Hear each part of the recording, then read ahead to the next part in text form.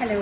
അപ്പോൾ ഇന്ന് പറയാനായിട്ടുള്ളൊരു കാര്യം എന്ന് വെച്ചാൽ സി സെക്ഷനെ പറ്റി രണ്ട് വാക്ക് പറയാനായിരിക്കും. രണ്ട് വാക്ക്.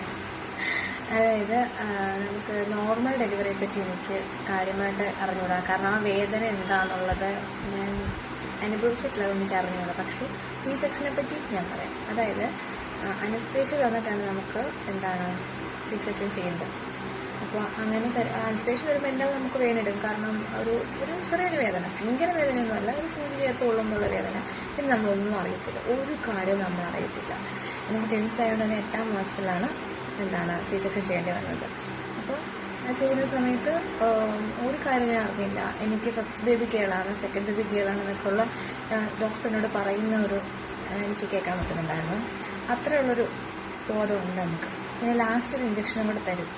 അതെന്തിനാണെന്ന് എനിക്കറിഞ്ഞൂടാ. അത് ഇവിടെയായിട്ടാണ് ഒരു ഇഞ്ചക്ഷൻ തന്നത്. പിന്നെ